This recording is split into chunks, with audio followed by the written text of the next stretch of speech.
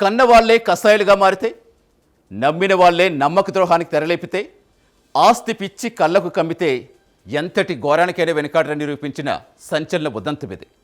ఒకే ఒక్క ఆస్తి వివాదం ఏకంగా 5 ప్రాణాలు గాల్లో కలిపేస్తుంది. పచ్చనోట్ల కోసం సాగిన ఈ దారుణ రక్త చరిత్ర చివరకు శ్మశానానికి దారితీస్తుంది. నమ్మిన బావను అడ్డు తొలగించుకుంటే ఆస్తి మొత్తం తనదేని భావించిన ఒక కిలాడి మాస్టర్ ప్లాన్ ఇది. ఇంతకీ ఆ వ్యవసాయ అధికారి మరణం వెనుక ఉన్న మిస్టరీ ఏంటి? బావమరిది తన సొంత కుటుంబంతో సహా రైలు కింద పడి ఆత్మహత్య చేసుకోవడానికి దారితీసిన పరిస్థితులు ఏంటి? ఏపీ పోలీస్ హిస్టరీలో ఎప్పుడు లేని విధంగా ఒక పూర్తి పోలీస్ స్టేషన్నే వైట్ వాష్ చేయడానికి కారణమైన ఆ మైండ్ బ్లోయింగ్ క్రైమ్ స్టోరీ ఇప్పుడు చూద్దాం.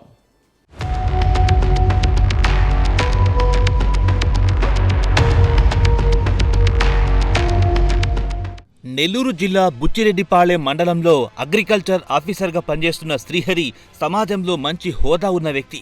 గత జూన్ 15వ తేదీన ఆయన తన బావమరిది హరికృష్ణతో కలిసి కారులో పెంచల కోనకు బయలుదేరారు. అంతా సవ్యంగానే సాగుతుంది అనుకుంటున్న సమయంలో ఒక్కసారిగా ఒక షాకింగ్ న్యూస్ బయటకొచ్చింది.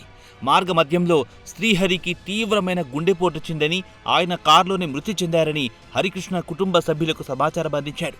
అదే కారులో శ్రీహరి మృతదేహాన్ని వారి సొంత గ్రామం అయిన కొత్త మినగల్లుకు తీసుకొచ్చాడు. గుండెపోటుతోనే చనిపోయాడన్న హరికృష్ణ మాటలను కుటుంబ సభ్యులు మొదట నిజమేనని నమ్మారు. కానీ ఈ మరణం వెనక ఓ పెద్ద క్రైమ్ యాంగిల్ దాగి ఉందన్న విషయం అప్పుడు ఎవరికీ తెలియదో.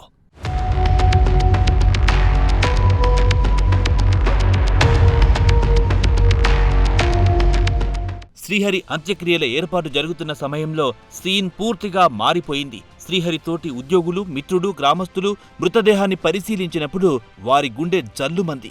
శ్రీహరి శరీరంపై అనుమానాస్పద గాయాలుండడాన్ని వారు గమనించారు. ఇది ఖచ్చితంగా సహజ మరణం కాదని, దీని వెనుక ఏదో పెద్ద కుట్ర దాగి ఉందని వారు గట్టిగా అనుమానించారు.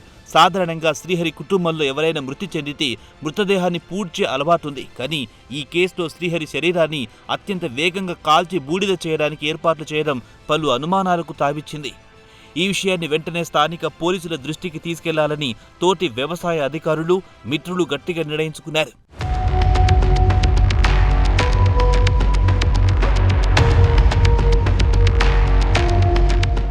ఘటనా స్థలానికి చేరుకున్న Buchireddypalem urban police station CI Matangi Srinivasarao, SI Santosh Reddy వ్యవహరించిన తీరు అత్యంత వివాదాస్పదంగా మారింది. ఇది పక్కా అనుమానాస్పద మృతి కేసని కేసు నమోదు చేసి పోస్టు మార్టం నిర్వహించాలని తోటి అధికారులు బ్రతిమారినా పోలీసులు కనీసం పట్టించుకోలేదు. కుటుంబ సభ్యులు నేరుగా వచ్చి ఫిర్యాదు చేస్తేనే కేసు నమోదు చేస్తామంటూ టెక్నికల్ మెలిక పెట్టారు. విధుల్లో తీవ్రమైన బాధ్యత రాహిత్యాన్ని ప్రదర్శించారు. పోలీసుల నుంచి ఎలాంటి సహకారం లభించకపోవడంతో మరోవైపు నిందితుడు హరికృష్ణ ఒత్తిడి చేయడంతో చేసేదేమీ లేక శ్రీహరి భౌతిక కాయాన్ని దహనం చేశారు. దీంతో అసలైన సాక్ష్యాధారాలు బూడిదలో కలిసిపోయాయని అంతా భావించారు.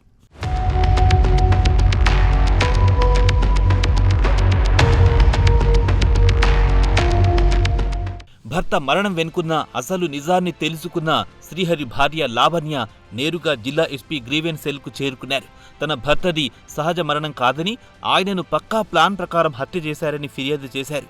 తన తమ్ముడు హరికృష్ణ ఆస్తిని తన పేరిట రాసివ్వాలంటూ గత కొంతకాలంగా తమతో గొడవ పడుతున్నాడని ఆమె కన్నీరు పెట్టుకున్నారు. ఇచ్చిన డబ్బులు తిరిగి ఇవ్వాలని బావ అడగడంతో ఆయనను అడ్డు తొలగించుకుంటే ఆస్తి మొత్తం తనకే దక్కుతుందని హరికృష్ణ ఈ దారుణానికి ఒడిగట్టాడని స్పష్టం చేశారు. ఈ ఫిర్యాదుతో కదిలిపోయిన ఎస్పీ కేసును అత్యంత సీరియస్గా తీసుకుని విచారణకు ఆదేశించారు.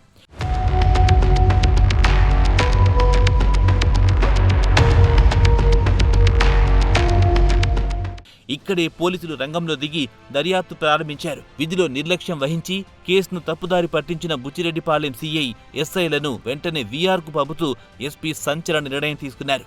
అంతేకాదు ఆ స్టేషన్లోని 23 మంది సిబ్బందిని ఒకేసారి బదిలీ చేశారు. ఆంధ్రప్రదేశ్ పోలీస్ చరిత్రలోని ఓ పూర్తి పోలీస్ స్టేషన్ను ఇలా వైట్ వాష్ చేయడం ఇదే మొదటిసారి. డీఎస్పీ నేతృత్వంలోని స్పెషల్ టీమ్స్ రంగంలో దిగి పలు కోణాల్లో విచారణ జరిపి కొద్ది రోజుల్లోనే 2 నిందితులను అరెస్ట్ చేశారు. ప్రధాన నిందితుడైన హరికృష్ణ కాల్ లిస్టును లోతుగా పరిశీలిస్తూ అతని కోసం గాలింపు ముమ్మరం చేశారు.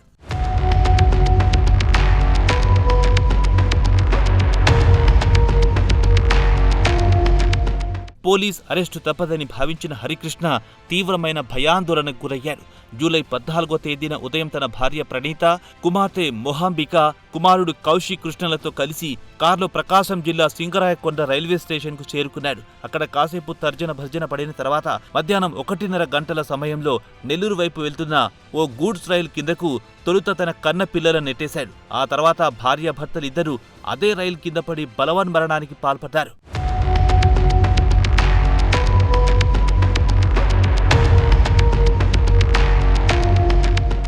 ఈ దారుణ ఆత్మహత్యకు ముందు హరికృష్ణ రికార్డ్ చేసిన ఓ సెల్ఫీ వీడియో సామాజిక మాధ్యమాల్లో సంచలనంగా మారింది. తాను ఆస్తి కోసం కక్కుర్తి పడేవాడిని కానని, తనకే చాలా మంది అప్పులున్నారని అందులో పేర్కొన్నాడు. తనకున్న ఎకరాల కొద్దీ సొంత ఆస్తుల వివరాలను ఆ వీడియోలో చదివి వినిపించాడు. తన చావుకు ఎవ్వరూ కారణం కాదని, తన ఆస్తి పత్రాలన్నీ భాస్కర్ రెడ్డి అనే వ్యక్తి ఇంట్లో భద్రంగా ఉన్నాయని చెప్పాడు. తన ఇంటికి పోలీసులు రాకూడదని, తన అంత్యక్రియలు తన డబ్బులతోనే చెయ్యాలని కోరుతూ కన్న పిల్లలను భార్యతో కలిసి ఆత్మహత్యకు పాల్పడ్డాడు. ఈ భూమి వివాదాల్లో మా అన్నకు కానీ మా అమ్మకు కానీ ఎటువంటి సంబంధం లేదు. పైన మీరు వెళ్ళండి. కనుక నేను నిర్ణయం ఏంటంటే నేను ఉండదలుచుకోవాలా. రకరకాల పుకార్లు చేశారు నన్ను. కనుక ఎంత సంపాదించి ఏమి ఉపయోగం లేకుండా పోయింది. మా పిల్లల్ని మా భార్య బాగా చూసుకుంటుంది. చదువుకున్న అమ్మాయి, వాళ్ళ భవిష్యత్తు బాగుంటుంది అనుకుంటున్నాను. నా యొక్క చావుకి ఎవరు బాధ్యులు కాదు. ఆ ఇంటికి పోలీసు వాళ్ళు కానీ రెండో వ్యక్తి కానీ రాకూడదు. నా బాడీని చేతుల మీదే తీసుకోపోవాలా. నా కర్మంత్రం కూడా నా డబ్బుతోనే నా భార్య ఖర్చు పెట్టద్ది. నా ఆస్తికి సంబంధించిన డాక్యుమెంట్ కాగితాలు మొత్తం నా సేఫ్టీ కోసం భాస్కర్ రెడ్డి, మారం రెడ్డి భాస్కర్ రెడ్డి వాళ్ళ ఇంటి దగ్గర పెట్టాను.